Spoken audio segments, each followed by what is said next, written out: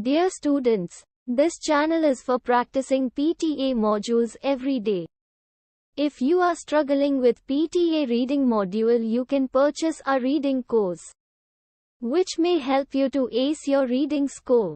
Contact us on 6367949840, 9588068207.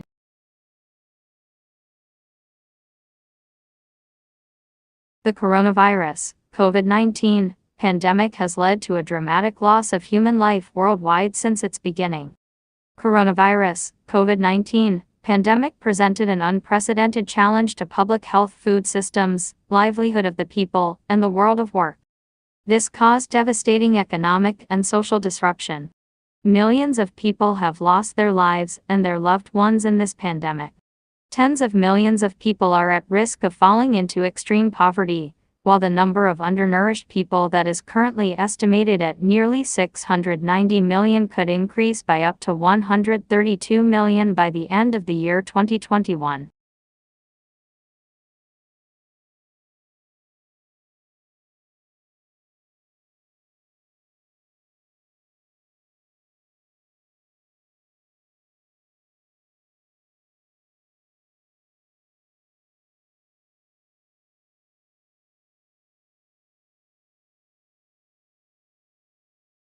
During last few years, some political parties of many countries are making government with the agenda of providing free food, grains, electricity, water, and much more to its citizen. In some extent it is good, but the long-term result of freebie politics can be dangerous for that political party as well as for the nation. The bad effect of freebie politics can be seen in Sri Lanka, where economy collapsed and it engendered a fresh debate on the state's role for the welfare of nation and its citizen.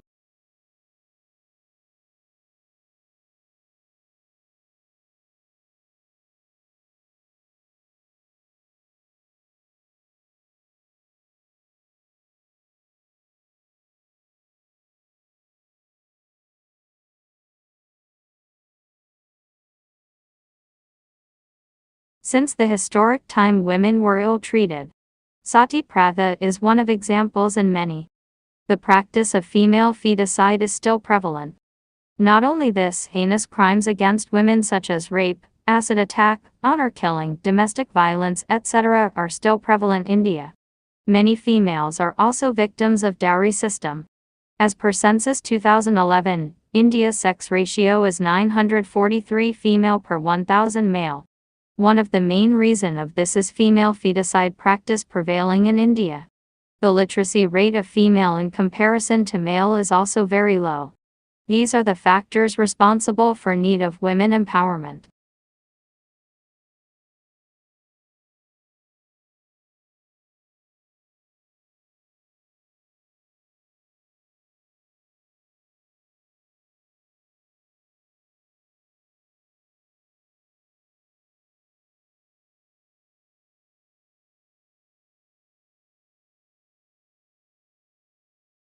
Crimes are frequently classified according to their seriousness as felonies or misdemeanors.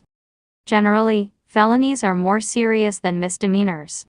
Under the federal criminal law system, felonies are crimes for which the punishment is death or imprisonment for more than a year. A misdemeanor is punishable by a fine or by imprisonment for less than a year. In most states, persons convicted of felonies are sent to state prisons, while those guilty of misdemeanors serve their sentence in city or county jails or correction houses.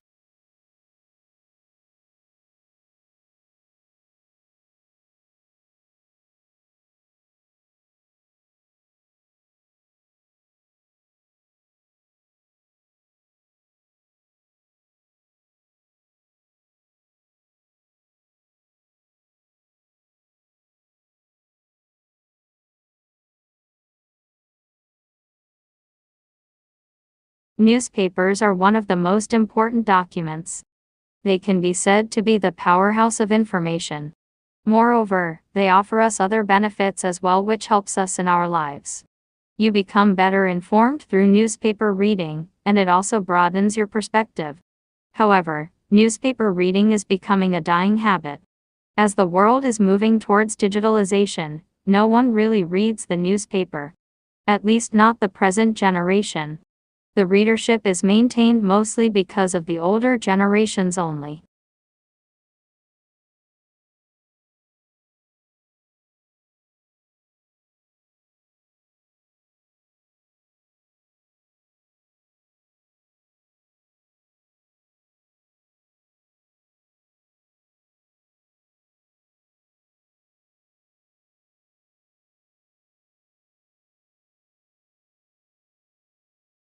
Looking at the age when a man led a life like a savage, we notice how far we have come. Similarly, the evolution of mankind is truly commendable.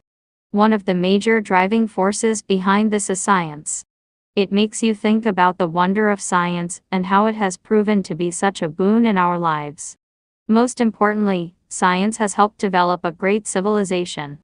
All the advancements that man has been able to make are with the help of science only.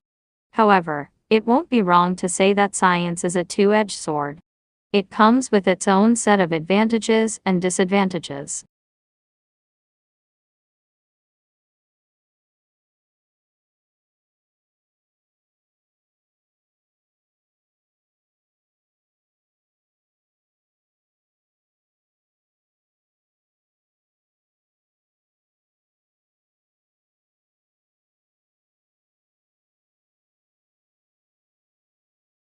For measuring poverty, United Nations have devised two measures of poverty: absolute and relative poverty.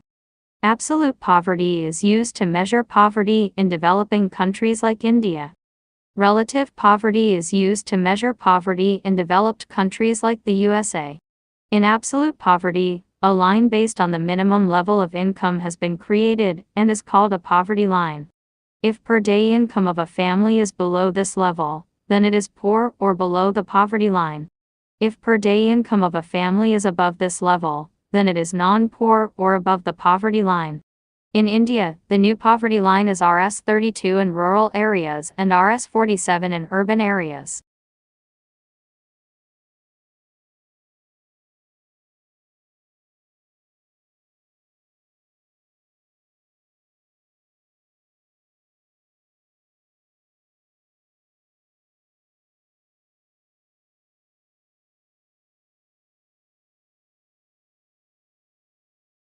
India is mainly an agricultural economy. Agricultural activities contribute about 50% of the economy. Agriculture involves growing and selling of crops, poultry, fishing, cattle rearing, and animal husbandry. People in India earn their livelihood by involving themselves in many of these activities. These activities are vital to our economy. The Indian economy has seen major growth in the last few decades. The credit for this boom largely goes to the service sector. Agriculture and associated activities have also been improvised to match the global standards, and the export of various food products has seen an upward trend, thereby adding to the economic growth.